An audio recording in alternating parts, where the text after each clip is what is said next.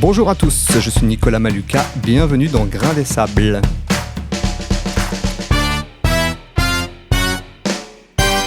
Et voilà, c'est l'épisode 1. Alors, merci à tous les auditeurs qui ont déjà écouté l'épisode 0 qui m'avait servi de test, on va dire, avec les copains. Et puis, merci à ceux qui nous rejoignent pour ce tout premier épisode de Grain des Sables. J'espère que vous êtes bien installés, avec le casque sur les oreilles, et puis que vous êtes dans votre canapé ou dans votre chaise longue. Moi, vous le savez, si vous avez écouté l'épisode 0, je suis dans les locaux de Zedanco. Et je ne suis pas tout seul parce que je reçois une personne que vous avez forcément déjà vu en vous promenant sur le remblai des sables. Et c'est presque logique, je dirais que c'est le premier invité dans une émission qui s'appelle Grain des Sables. Alors avec son râteau en guise de pinceau, c'est la plage qui lui sert de toile. Vous avez reconnu, c'est Zarpo, le jardinier de la plage. Bonjour Zarpo. Bonjour, ceux qui me connaissent vraiment auront reconnu le gros lot de mes clés parce que j'ai plein d'affaires, plein de valises et de râteaux, et quand je cherche mes clés, je secoue mes affaires. Si ça grelotte, c'est que j'ai trouvé les clés. Merci de m'accueillir. Merci à toi d'avoir accepté mon invitation, parce que du coup tu essuies les plâtres un petit peu avec moi, et c'est vraiment gentil de ta part de commencer Grain des Sables. Donc on en parlait tout à l'heure, mais t'as pas profité de la belle après-midi ensoleillée pour aller dessiner sur le sable. Ouais, là, vu que je suis très sensible, je suis en crise d'allergie et de pollen. Donc je me suis baigné, mais j'ai les yeux explosés et le nez, tout ça. Donc un petit peu de repos avant les gros événements qui arrivent bientôt là. Ok. Bon, du coup, on va retracer un petit peu ton parcours, on va apprendre à te connaître un petit peu plus.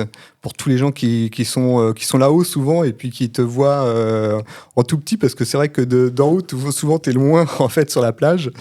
Et on aura plein de questions à te poser sur moi, j'aurais plein de questions à te poser sur ta façon de faire tous ces dessins. Et d'abord, la première que j'avais à te poser, c'est d'où vient ton nom Zarpo ? Est-ce que c'est une... Oui, il y a une histoire derrière. C'est né à Los Angeles. Quand je vivais là-bas, je dessinais avec des feutres Sharpie sur des feuilles A4 avec crayon noir. Et Sharpie, j'ai enlevé les 2 premières lettres et les 2 dernières. Et j'ai gardé ARP. Et après, comme j'aime bien l'idée de Zorro, avec son râteau, il signe à la pointe de son râteau Zarpo. D'accord, voilà. Ok. En 5 lettres. D'accord, ok.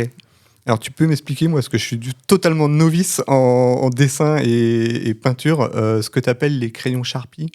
Les crayons Sharpie, c'est des gros marqueurs, et Sharpie, c'est la marque américaine, okay. Comme nous, chez nous, je sais. Très bien. Eh ben, écoute, donc on va recommencer par ton enfance. Ça, je demande à tout... Enfin, c'est ce que j'ai fait déjà dans l'épisode test, savoir quand est-ce qu'ils sont arrivés là, mais... Toi, c'est pas un secret, du coup, tu as 51 ans. 51, t'as mis sur 51, ouais, c'est ça. 51, t'as mis une belle vidéo sur Instagram il y a pas très longtemps là qui a été fait par je sais plus qui. C'est Sixella, un très très bon réalisateur. C'est chouette de avec le drone, ouais, ça rend hyper bien. On s'est rencontrés un petit peu avant mes 50 ans, et il me demandait, il voulait faire un portrait comme toi, mais lui en image. Et je lui ai dit, bientôt je vais avoir 50 ans, le 11 mai, donc rendez-vous au sable. Il voulait faire ça au sable, et vu que c'est ma plage, enfin ma plage, un petit bout. À bout, ouais. Donc, mais elle est très très chouette, cette vidéo, allez la voir, ça rend hyper bien, évidemment, du ciel, quoi. C'est très beau cadeau de Sixella, ouais. Merci à lui. Très chouette. Ok, donc t'as 50 ans, et donc toi tu es né où, je suis né dans la ville des Mouchoirs, à Cholet. À Cholet, ouais. D'accord, ok. Et après, ma famille, c'est la Vienne, l'Indre-et-Loire et les Deux-Sèvres. D'accord, ouais. Et les vignobles, ils sont tous paysans, où ils travaillent la terre ou la viande dans ma famille. T'as des frères et sœurs, hein ? J'ai des frères et sœurs, ouais. Et par rapport à ça, quand j'étais enfant, mes allergies, là, c'était pareil. Ah oui, déjà. Ah oui, donc là, t'étais peut-être pas aidé. Donc, pour aller faire les foins avec les cousins, moi, j'ai été explosé. Ils m'appelaient myxomatose. J'avais les yeux rouges comme les lapins malades. D'accord, ouais. Donc, tes parents étaient agriculteurs ? Non, mon père, il a travaillé chez Nicole, à Cholet. Et maman, on était famille d'accueil de la DAS. D'accord, ok. Donc, beaucoup d'enfants. Ouais, ok. Ah oui, donc oui, t'as bien été entouré.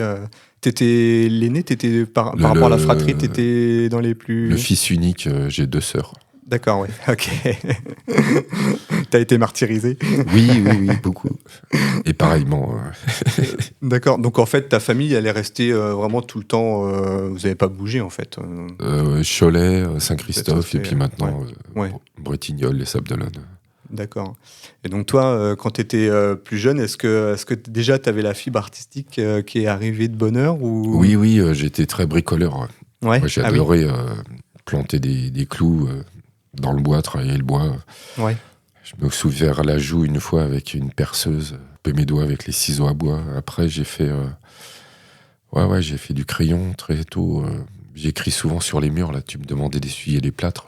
J'ai mes marqueurs, je laisserai un petit dessin. Ouais, donc toi, tu jouais pas mal dehors. Oui. Ouais. Comment tu t'imaginais quand tu étais petit? Est-ce que tu avais des rêves de toi, adulte? Ouais, j'ai eu une période, je rêvais, c'était les États-Unis. Ouais. D'accord. Très.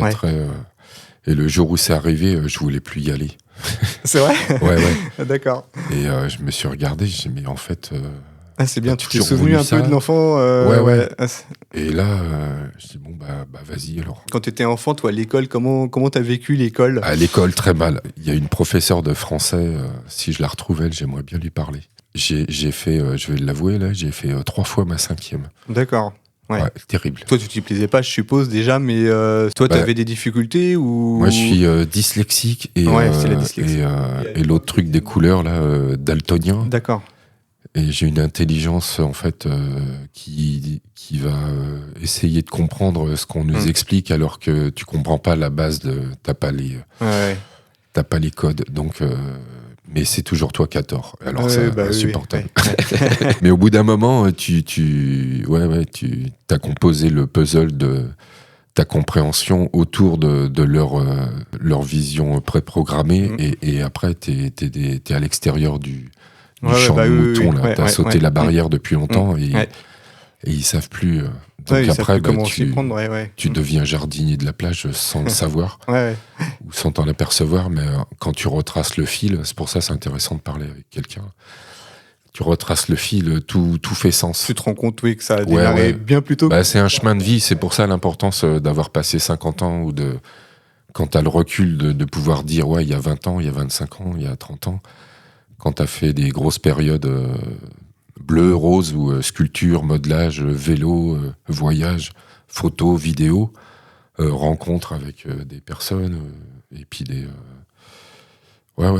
tu fais de la route quoi, tu prends le bus, tu traverses, tu fais des grandes distances, tu fais du vélo, en 2003 ça j'étais bien, j'ai fait Paris-San Remo pendant la canicule. Ah oui. Ouais. T'as choisi ton moment. C'était parfait. Et sur le chemin, bien loin, j'ai appris qu'il y avait déjà 3000 morts à Paris. C'était horrible, ça, parce que moi, j'étais au milieu d'un voyage fantastique. Mais vraiment, c'était parce que tu pousses ton corps au-delà des limites que tu crois, puis tu contrôles pas la météo. C'est pour ça que jardinier de la plage, c'est bien ça aussi. Quand on me demande « mais est-ce qu'il fera beau ?» Je dis « ouais, il fera beau. » J'ai toujours beau. Et s'il fait pas beau, on sera là quand même. Une fois, j'ai dessiné pour... il faut que je parle d'elle. Emmanuelle Roux-Blanchet. On avait fait un super dessin. Elle a failli mourir et puis en fait maintenant elle est médaille de bronze à Pismo Beach en Californie. Depuis elle a intégré l'équipe de surf personne handicapée. Elle a fait du surf. Surfeuse donc. Ouais. Et c'était quoi? Elle était malade ou Non, un accident, un vilain accident, personne malveillante sur sa piscine. Ils ont voulu sauver l'équipement et ça a explosé sous elle. D'accord. Okay. Elle s'appelle comment, rappelle-moi? Emmanuelle Roux-Blanchet. Roux-Blanchet, d'accord. Ou Manu pour les intimes. D'accord, ok. Et quand je poste sur la musique, je mets toujours Emmanuelle comme un soleil. Ouais. Ok, et on saura maintenant que c'est pour elle. Ok, donc toi, t'as pas continué les études? Je me suis accroché. J'ai eu le bac G3 et avec un point du jury et la responsable du lycée, la proviseure, elle me dit « Ah, ça y est, on est content, on vous a donné un point, comme ça vous allez pouvoir partir. » C'est partagé. Lycée Europe à Cholet. Et après, t'as fait quoi comme première expérience pro? Alors, j'ai fait une fac d'histoire que j'ai pas fini. Et puis un jour, au lieu d'aller à la fac d'histoire, il y avait une belle lumière et je suis allé faire des photos au lac de Ribou à Cholet. Et après, c'est là où j'ai commencé à m'intéresser à la photo, ça. On doit être en 93, 94. Ou peut-être avant. Parce qu'après, j'ai fait l'armée aussi, à Vincennes. Oui. Et après l'armée, j'ai fait la fac. Et puis après la fac, c'est là où j'ai décidé de partir comme au pair à l'étranger pour apprendre l'anglais. Ouais, d'accord. Je voulais aller en Angleterre, ils refusaient les hommes. Après, je suis parti à Ibiza. D'accord. pour apprendre l'anglais. Super, Ibiza, yes. Je suis revenu, je parlais couramment espagnol. Ouais. Et puis, je suis pas resté longtemps, 12 jours. Je suis tombé sur une famille de fous, des Français. Et puis, et après, j'ai refait un autre dossier. Et puis, longtemps après, je suis parti en Caroline du Nord, aux États-Unis. Ça, c'était en 96-97. Et après les États-Unis, j'ai fait Paris, où j'ai continué dans la photo. Et pendant 10 ans, assistant en photo. Et puis j'ai fait du modelage aussi beaucoup, des cours. J'ai posé en tant que modèle. D'accord. Des bustes, du modelage. Ouais, donc tu as pas mal tourné pas mal pour la photo en fait. Ouais. Donc, et puis ce qui t'a permis de voyager, donc tu disais aux États-Unis, tu es revenu à Paris. Après Paris, directement, tu es revenu en Vendée après ou... Non, après Paris, en 2008, je suis parti à Los Angeles. Ah, c'est là que tu es parti en Los Angeles, ok. Ouais. Ouais, donc tu as fait deux... D'accord, tu es retourné là-bas après. Ah, mais avant ça, les États-Unis, j'y allais quasiment 1 à 2 fois par an. Donc la première expérience, celle dont tu parlais tout à l'heure, où tu disais... oui, alors c'était à Ibiza. Ah ouais, Ibiza, ouais. Mais celle dont on parlait au tout début, là, où tu te disais, j'avais pas envie d'aller aux États-Unis. Ça, c'était à quel moment, ça ? C'était juste avant le... Ça, c'était juste avant, d'accord. Le jour, parce que j'ai attendu plus d'1 an qu'il y ait des familles qui s'intéressent à mon dossier. Ouais. Je suis redescendu à Angoulême, où il y avait l'association pour voir ce qui se passait. Et puis après, j'ai reçu un appel une fois de New York, puis une autre fois d'un autre endroit. Et dans ma façon de dire les choses, c'était pas... Ça leur allait pas. C'était pas américain. Puis après, j'ai eu une 3e famille, et avec eux, je me suis retrouvé après, au mois de mars, à New York. Et dans ma chambre, quand j'étais gamin, il y avait un grand poster de New York by Night. Et pourquoi à un moment donné tu t'es dit non, j'ai plus envie d'y aller, enfin, alors que c'était un rêve de gosse au départ?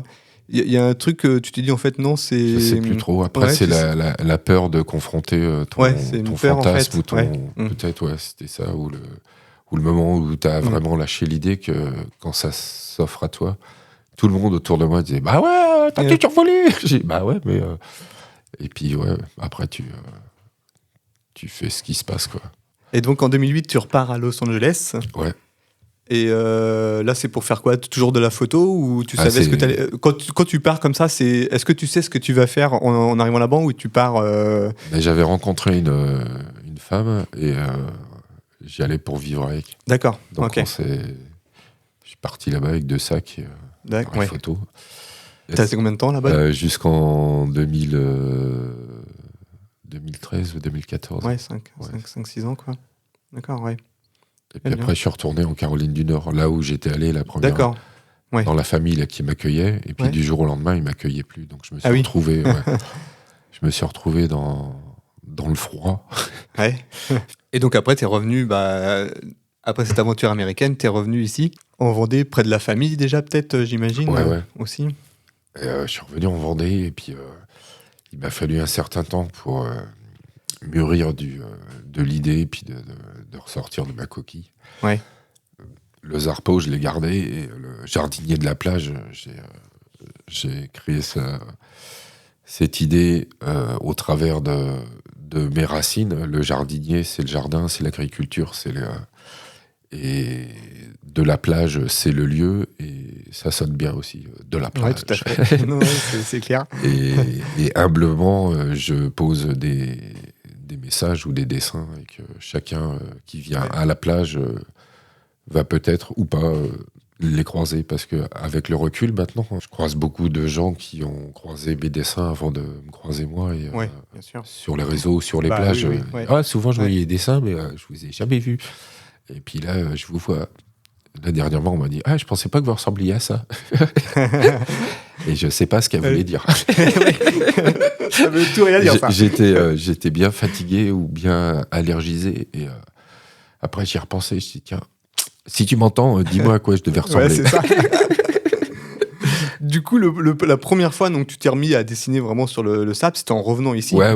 En fait, les toutes racines, c'est venu avec le tir à l'arc à Los Angeles, le Kyudo, tir à l'arc japonais. C'est là où j'ai appris la dimension de l'espace, du corps et de l'intention et du corps, de la respiration. Et avant ça, la japonaise, on nettoyait tout l'espace. C'était un pas de tir à l'arc et tout ce qu'il y avait derrière. L'accueil, les bancs. Et il y avait des graviers noirs, des graviers blancs. Et pendant la semaine, ils avaient été bousculés ou salis. Il y avait des mégots. Enfin, on nettoyait tout.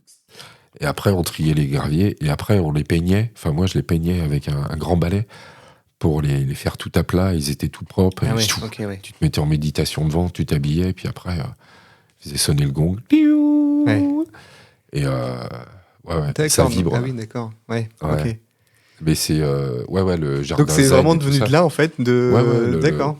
C'est un mélange entre la flèche, c'est une intention qui part vers la cible, et à part autant de l'autre côté, en fait, ton corps il finit en X, les bras Je ouverts. vois ce que tu veux dire, oui. Et et la flèche, elle impacte la cible en papier encollé avec de la colle de riz. Et ça fait un son comme si tu perçais un drum, un tambour. Un gros tambour, oui. Ouais. Et toi, t'es en extase. T'as entendu le bruit, la corde a fait un bruit, et ton corps, il s'ouvre. Et tout se passe, quoi. Et dans la photographie, c'est la même chose. Dans les arts martiaux, où j'avais découvert le Kyudo au travers de 2 personnes. Jacques Martin, il avait montré ça à la télé un dimanche. Et c'était incroyable, mais je savais pas du tout ce que c'était, enfin, à part du tir à l'arc. Et après, on avait conseillé à Henri Cartier-Bresson de lire un livre sur le tir à l'arc, The Zen or the Art of the Archery. Et je l'ai lu, et en fait, Cartier-Bresson, lui, il disait qu'il faut aligner le cœur, l'œil et l'esprit pour faire une bonne photo. Et quand tu as une bonne photo, tu sais que tu as une bonne photo. Et après, dans l'arc, c'est la même chose. Et dans le râteau, quand tu as fait un bon trait, tu es parti en grande spirale. Moi, je sais où j'arrive. Les gens, c'est ce qui les épate le plus. Mais oui, mais ça, c'est dans les questions, tu vois. J'ai demandé sur Instagram si vous avez des questions. Et justement, la première fois où vraiment tu es allé sur la plage, tu t'es dit, je vais me mettre une discipline, c'est ce que tu me disais. Ah ouais. Et toi, tu y vas le matin, tu sais pas ce que tu vas faire. Alors, je parle pas quand tu as une commande, enfin, ou quelqu'un veut passer un message, mais sinon, toi, tu y vas, et puis c'est sur le moment où tu as des idées. Des idées, j'en ai plein tout le temps. Et après, le truc, c'est. Tu peux découvrir le sable, ou il peut s'être passé un truc entre le moment où tu vas commencer ou le temps que tu y es. Je rencontre des gens, et puis, aujourd'hui, c'est l'anniversaire de ma mère. Ah, mon enfant, il était né tel jour, il est mort, et t'enchaînes un dessin, et tu fais une rencontre. Mais le tout début, c'était à l'école japonaise, là, parce que moi, c'était vraiment l'idée de... J'ai fait du tir à l'arc, j'ai fait du kendo. Eux, c'est une école, c'est un enseignement. Moi, c'est la même chose, mais au travers du râteau, en fait. C'est l'école zen du râteau. Parce que ce qui se passe dans le... Là, on va rentrer dans le côté technique et... physiologique, quand tu fais du râteau, tu as les 2 pieds qui sont en action, les 2 mains, les 2 yeux, les 2 oreilles, et en fait, tu es debout sur le sable, ou sur ta feuille, et tu te lances dans l'espace, et tu commences à rentrer en action avec la 3D ou la 5D, parce que tout ton corps, il est en éveil. Et plus tu vas te relâcher, plus tu vas être entraîné par ton râteau, et inversement. Et tes dessins, et surtout le retour des gens, c'est « Waouh, c'est trop beau ce que vous faites !» Et quand je le pratique avec des gens qui débutent ou qui font du râteau, ils vivent la même chose. On vient les voir et on leur dit « Ah, c'est très beau ce que vous faites !» Puis eux, en général, ils pointent vers moi et disent « Non, c'est lui l'artiste !» Puis moi, je retourne les voir, ou la voir, la personne, et je lui dis « Non, c'est toi qui l'as fait, accepte-le et reçois-le pour ce que tu as fait. » C'est la base dans l'éducation ou dans le retour sur la confiance en soi. Elle doit être nourrie de bonnes intentions et de vérité. Si tu restes sur cet axe-là, tu peux que progresser et ouvrir ton chemin. Vraiment faire fleurir ton jardin. Le nombre de fois où j'ai entendu ça, mais vous arrêtez pas, j'adore. Alors, ça pousse les radis. Ouais, évidemment. Et des fois, je cours vite sur le remblai, à l'opposé dans la direction où ils vont aller. Et je décide des gros radis ou des navets, des poireaux, des tomates. Et puis, ça y est, c'est fait. Ouais. Et ouais, je fais pousser ce que je veux. Ou après, il y a les rencontres, les demandes en mariage, les arrivées de bébés, tous les événements pour le grand public. Et où souvent, il y a des jeunes hommes, ils viennent me voir, ils disent, ça y est, je vais la demander, parce que ça fait plusieurs années que je vous vois, mais là tout est prêt, j'ai la bague et tout. Ouais. Ah ben ouais. Et puis, c'est ce que je dis toujours aux gens aussi. Moi, vous me parlez des personnes, je vais dessiner au maximum de l'idée que je m'en fais, et on fait un dessin personnalisé. Et je pose des questions comme toi, et puis ça me sert d'une personne, et après je fais le dessin, et ils viennent à la rencontre de... Là, dernièrement, j'avais fait un 20 ans pour un jeune garçon, et quand j'ai demandé, sa maman dit sa voiture et son tracteur. Je suis ouais, c'est quoi comme tracteur? Et Fendt. Donc j'ai repris la typographie de Fendt, et j'ai écrit son prénom Zoup en gros, et au-dessus avec un gros 20 ans et un tracteur dessous, et il était heureux comme... Et moi aussi, ouais.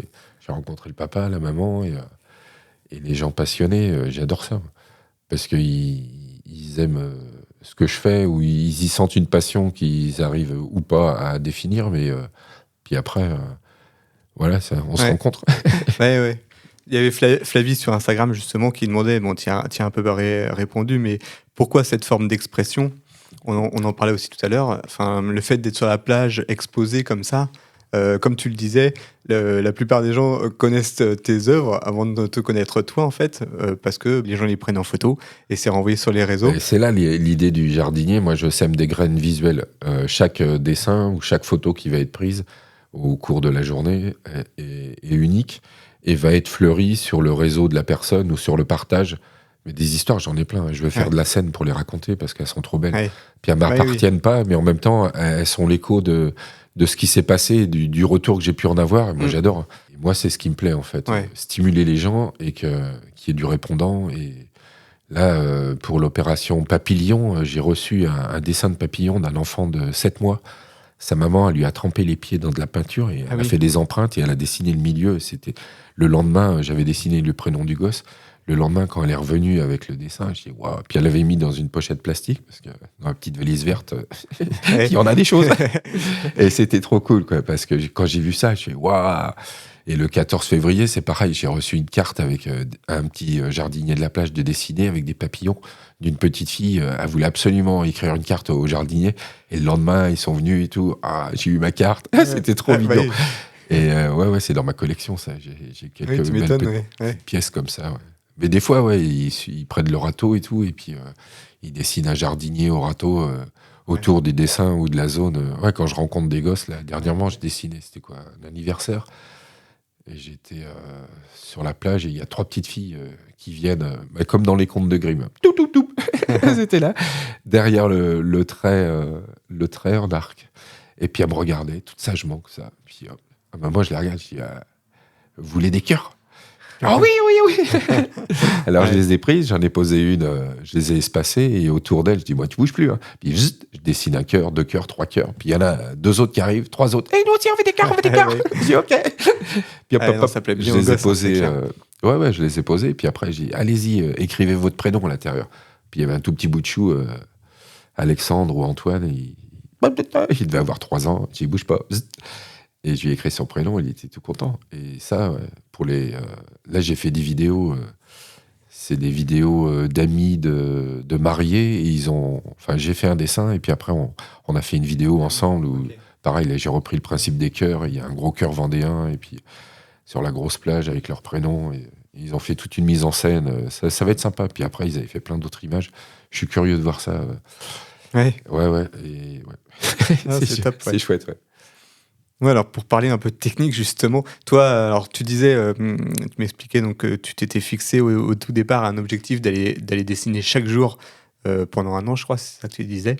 Donc finalement, t'as pas vraiment de conditions qui t'empêchent d'aller dessiner, que ce soit la météo ou alors peut-être la marée en fait. Ce qu'il faut savoir pour ceux qui habitent pas les sables, c'est que il arrive parfois sur les grandes marées qu'on n'ait quasiment pas de plage.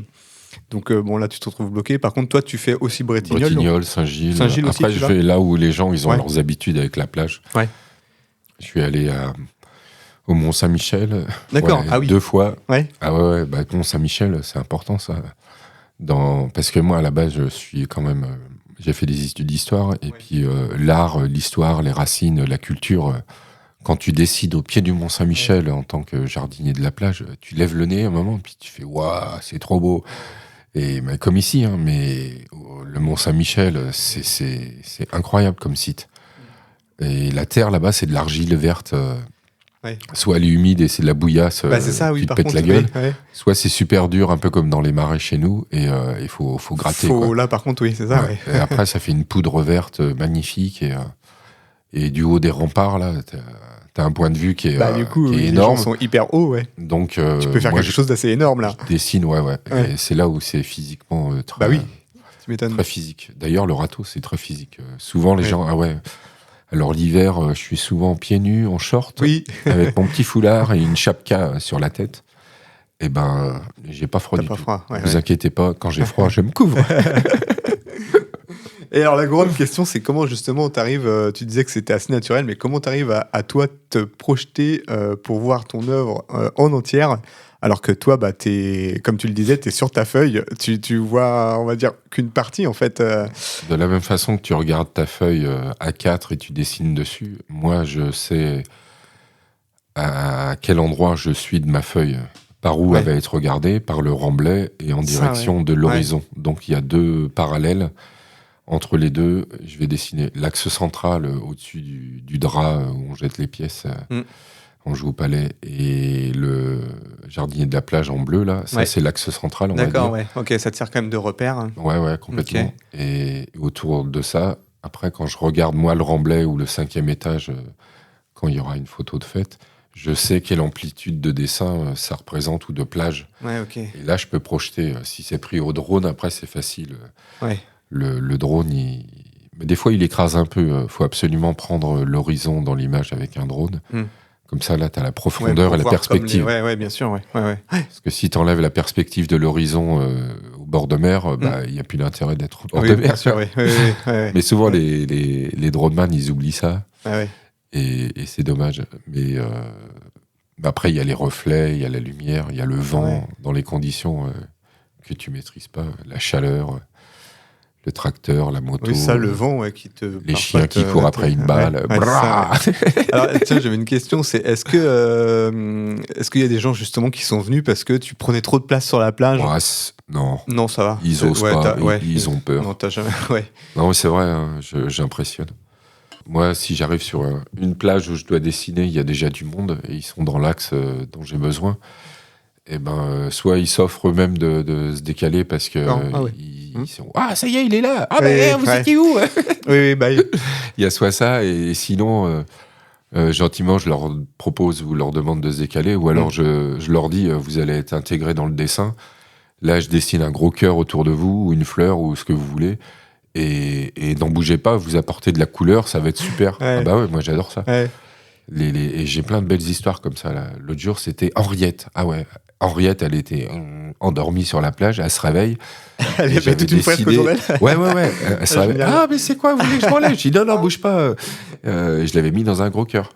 Et après, j'ai dit c'est comment votre prénom? Puis elle me dit Henriette. Je dis c'est très beau. Et j'ai écrit Henriette. Et après, j'ai demandé son âge. Parce que moi, je demande toujours l'âge.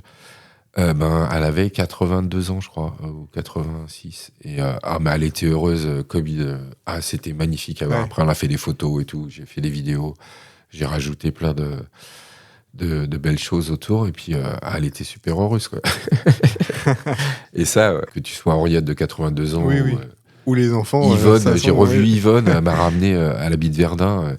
Elle m'a ramené des petits bonbons enrobés là, au chocolat et tout. C'était trop mignon. Et super bon surtout. Je suis gourmand. Très gourmand. Et au niveau des commandes, enfin des messages qu'on te demande à faire passer, alors je suppose donc tu as les demandes en mariage, tu as les naissances comme tu disais. Tu as eu quoi de plus, on va dire, un peu étonnant? Là, je vais refaire un gros truc avec... c'est bientôt, c'est le 4 juin. Il y a 6200 gosses qui viennent jouer au foot à Saint-Jean-de-Mont. Et c'est un gros événement foot océane. Et à la fin, ils intègrent les gosses dans une grande fresque. Ouais. Et il y a un bout de fresque, moi il est tout petit, hein, mais ça fait 20 mètres sur 94. Et tout autour, il faut imaginer plus de 6000 gosses à l'intérieur. Et autour, il y a tous les parents. Ça fait un grand fer à cheval. Et tu as une photo en hélicoptère. Et boum, on ira voir ça. Ouais. C'est quand la date le 4 juin, le 4 foot juin. Océane. D'accord, ok.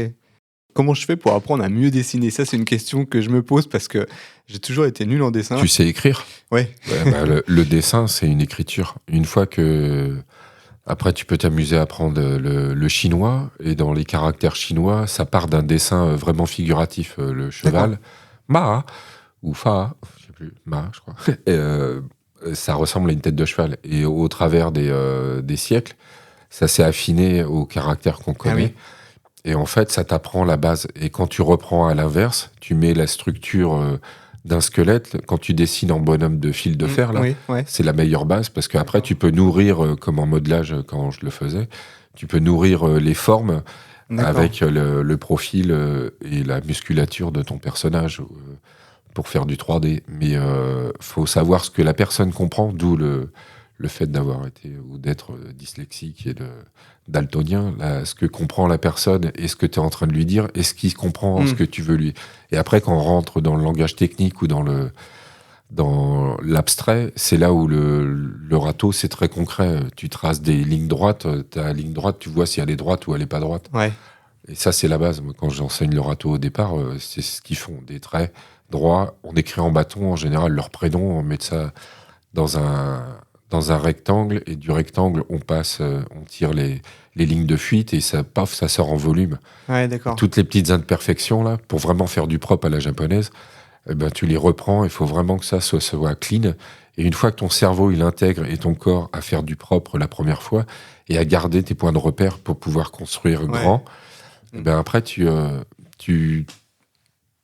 crées ta propre boîte à outils au travers de ce qu'on t'a enseigné.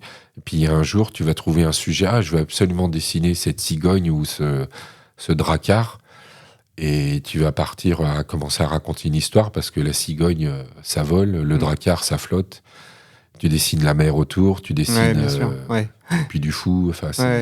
Et tu associes des idées, tu associes un prénom, tu associes une région ou de la poésie. Parce qu'après, ça, c'est super intéressant d'écrire des choses poétiques ou amusantes. J'en ai écrit quelques-uns sur la Mojette, sur Monet, sur les abeilles, sur les fleurs, parce que c'est la base de l'émerveillement de regarder de la nature. Et si tu regardes la nature, tu restes ancré dans le divin et dans le proportionnel qui est harmonieux. Un arbre, tu regardes ses branches, son feuillage et la structure de la feuille jusqu'au bout des ramificules. C'est comme les poumons humains, t'as les branchioles, et c'est la même structure. Un fleuve vu de l'espace, de grande hauteur, tu vois les méandres et tu vois ce qu'il a dessiné. Et c'est la même chose quand la mer se retire sur le sable des Sables d'Olonne, ça laisse des dessins. Et quand tu observes ça, au bout d'un moment, ça tilte. Quand tu commences à faire ton puzzle visuel, intellectuel, émotionnel, puis à le projeter, ça fonctionne. Oui, sûr, c'est comme une guitare, si elle n'est pas accordée, ça ressemble à une guitare, mais il n'y a pas le son. Et le râteau, là, si tu fais du propre, et puis après, si tu restes dans l'esprit que j'indique, les règles du Kyudo, là, c'est beauté, vérité, bonté. Toutes les actions, si elles répondent oui par l'affirmative à la beauté, la bonté, la vérité, tu es sur le bon chemin. Et ça, c'est ce qui te permet de t'auto-guider une fois que tu es parti en roue libre dans ton projet. Bravo, grain des sables.